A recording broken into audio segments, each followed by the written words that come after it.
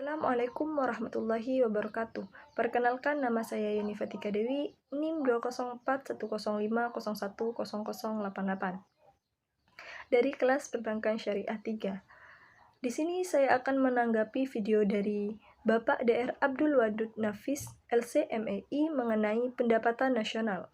Yang pertama, kita harus mengetahui apa definisi pendapatan nasional. Pendapatan nasional adalah nilai total output akhir suatu negara dari semua barang dan jasa yang diproduksi dalam satu tahun. Artinya, suatu negara akan menghitung apa yang diproduksi selama satu tahun. Dari awal bulan sampai akhir bulan, semua hasil produksi jasa ataupun barang akan dihitung. Yang kedua, kita harus mengetahui konsep pendapatan nasional. Yang pertama, produk domestik bruto atau GDP. Yang kedua, produk nasional bruto atau GNP. Yang ketiga, produk nasional neto atau NPP. Yang keempat, pendapatan nasional neto atau NNI. Yang kelima, pendapatan perseorangan atau PI. Yang keenam, pendapatan yang siap dibelanjakan. Kita bahas dari yang pertama terlebih dahulu, yaitu produk domestik bruto atau GDP. Produk domestik bruto atau dapat disebut dengan gross domestic product merupakan jumlah produk, baik barang maupun jasa, yang dihasilkan oleh unit-unit produksi di dalam batas wilayah suatu negara atau domestik selama satu tahun. Yaitu kita harus menghitung semua produk suatu negara, baik yang diproduksi oleh penduduk asli maupun penduduk asing. GDP memiliki rumus sebagai berikut, yaitu GDP sama dengan pendapatan masyarakat DN atau dalam negeri ditambah pendapatan asing LN atau luar negeri. Kemudian yang kedua yaitu produk nasional bruto atau GNP. Produk nasional bruto atau dapat disebut dengan gross national product adalah nilai produk baik barang maupun jasa yang dihasilkan oleh penduduk suatu negara atau nasional selama satu tahun, termasuk yang dihasilkan oleh warga negara tersebut di luar negeri. Jadi, jika ada seseorang asal Indonesia yang menjual pakaian di Vietnam, barang atau jasa yang dihasilkan termasuk ke dalam GNP. Berikut adalah cara menghitung GNP. GNP sama dengan pendapatan WNI DN ditambah pendapatan WNI LN atau luar negeri dikurangi pendapatan asing DN. Bedanya GDP dan GNP yaitu dilihat dari produk. GDP adalah semua produk yang ada dalam suatu negara, baik dari dalam negeri itu sendiri maupun dari luar negeri. Kalau GNP adalah produk dari negara itu sendiri. Kemudian yang ketiga yaitu produk nasional neto atau NNP. Produk nasional neto adalah produk nasional kotor GNP dikurangi penyusutan barang modal. Yaitu rumusnya NNP sama dengan GNP dikurangi D depresiasi atau penyusutan barang modal. Yaitu kita menghitung segala penyusutan yang ada di suatu perusahaan. Kemudian yang keempat, pendapatan nasional neto atau NNI. Pendapatan nasional neto atau dapat disebut dengan net national income adalah pendapatan yang dihitung menurut jumlah batas jasa yang diterima oleh masyarakat sebagai pemilik faktor produksi. Yaitu kita menghitung pendapatan secara rinci, baik hasil dari bisnis atau pendapatan rumah tangga ataupun bagi hasil. Berikut adalah cara menghitung NNI, yaitu NNI sama dengan NNP dikurangi pajak tidak langsung. Pajak tidak langsung itu sendiri adalah pajak yang bebannya dapat dialihkan kepada pihak lain seperti pajak hadiah, pajak penjualan, dan lain-lain. Kemudian yang kelima yaitu pendapatan perseorangan atau PI. Pendapatan perseorangan atau dapat disebut dengan personal income merupakan jumlah pendapatan yang diterima oleh setiap orang dalam masyarakat, termasuk pendapatan yang diperoleh tanpa melakukan kegiatan apapun, misalnya gaji seseorang, karyawan kantoran, maupun pendapatan wira swasta yang didapatkan secara berantai. Rumusnya yaitu PI sama dengan NNI dikurangi pajak perusahaan, dikurangi iuran, dikurangi laba ditahan, ditambah transfer payment. Transfer payment adalah penerimaan yang bukan merupakan balas jasa produksi, melainkan diambil sebagian dari pendapatan nasional tahun lalu, seperti pembayaran dana pensiunan, tunjangan, dan sebagainya. Yang keenam yaitu pendapatan yang siap dibelanjakan, yaitu memiliki nama lain disposable income. Pendapatan ini adalah pendapatan yang siap untuk dimanfaatkan guna membeli barang dan jasa konsumsi, dan selebihnya menjadi tabungan yang disalurkan menjadi investasi.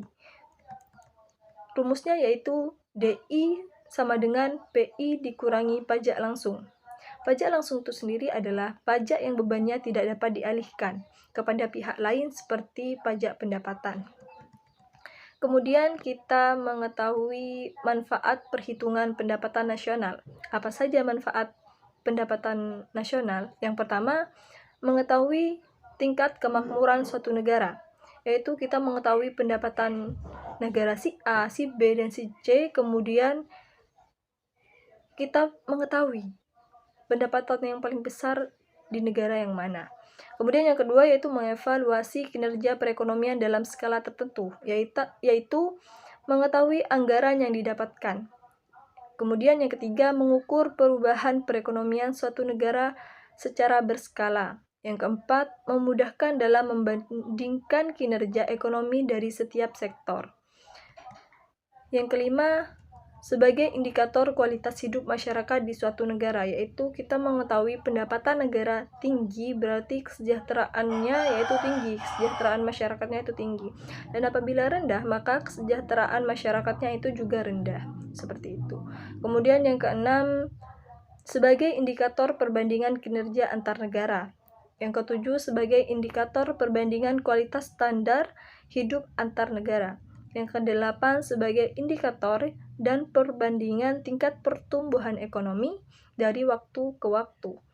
Yang kesembilan, sebagai indikator dan perbandingan pertumbuhan ekonomi dan kekayaan dari suatu negara, yaitu kita melihat negara makmur atau miskin. Kemudian kita mengetahui macam-macam metode perhitungan pendapatan nasional. Yang pertama yaitu metode pendekatan nilai produksi. Kemudian yang kedua, metode pendekatan pendapatan. Yang ketiga, metode pendekatan pengeluaran. Baik, kita jelaskan dari awal, yaitu metode pendekatan nilai produksi. Pendekatan nilai produksi adalah menjumlahkan barang atau jasa yang diproduksi oleh seluruh usaha, baik itu BUMN maupun UMKM, pada suatu negara dalam waktu setahun. Yaitu kita menghitung semua produk yang diproduksi oleh negara, baik dari pemerintah maupun masyarakat. Rumusnya yaitu Y sama dengan P1 dikali Q1 ditambah P2 dikali Q2 ditambah P3 dikali Q3 dan seterusnya. Dan PN kali NN. Keterangannya yaitu Y pendapatan nasional, Q1 jenis barang ke-1, Qn jenis barang ke N, P1 harga barang ke-1, Pn harga barang ke N. Kemudian yang kedua, metode pendekatan pendapatan. Metode pendapatan nasional dengan menghitung jumlah pendapatan dari berbagai faktor produksi yang memberi sumbangan terhadap proses produksi. Y sama dengan W plus R plus I plus P. Keterangannya yaitu Y merupakan pendapatan nasional, W wage atau upah atau gaji, R rent atau sewa, biasa sewa tanah, gedung, dan harta, dan lain-lain. I yaitu interest atau bunga, P itu profit atau keuntungan. Kemudian yang ketiga yaitu metode pendekatan pengeluaran. Metode pendekatan pengeluaran adalah berjumlahkan semua pengeluaran dari rumah tangga, perusahaan, pemerintah, dan masyarakat pada periode tertentu. Pendapatan yang dihasilkan rumah tangga, perusahaan, pemerintah, dan masyarakat kemudian dijumlah keseluruhan berapa hasilnya. Begitu. Rumusnya yaitu Y sama dengan C plus I plus G plus dalam kurung X min M tutup kurung. Keterangannya yaitu Y pendapatan nasional, X ekspor, M impor, C consumption atau konsumsi rumah tangga, kemudian I investment atau investasi, G yaitu government expenditure atau pengeluaran pemerintah.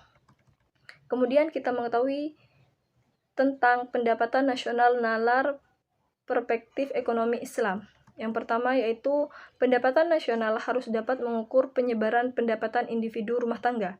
Yang kedua, pendapatan nasional harus dapat mengukur produksi di sektor perdesaan. Semisal, orang produksi kayu yang ada di desa, kemudian dijual kepada tetangga dan lain-lain. Yang ketiga, pendapatan nasional harus dapat mengukur kesejahteraan ekonomi Islam. Yang keempat, perhitungan pendapatan nasional sebagai ukuran dari kesejahteraan sosial Islam melalui pendugaan nilai santunan antar saudara dan sedekah. Selanjutnya kita mengetahui sumber-sumber pendapatan nasional dalam ekonomi Islam. Yang pertama yaitu ghanimah. Yang kedua yaitu sedekah. Sedekah itu adalah orang yang menyumbangkan sebagian hartanya untuk kebutuhan orang lain. Kemudian yang ketiga yaitu infak. Infak adalah menyumbangkan hartanya kepada halayak umum seperti pembangunan masjid, pembangunan sekolah, pembangunan pertokoan, dan lain-lain.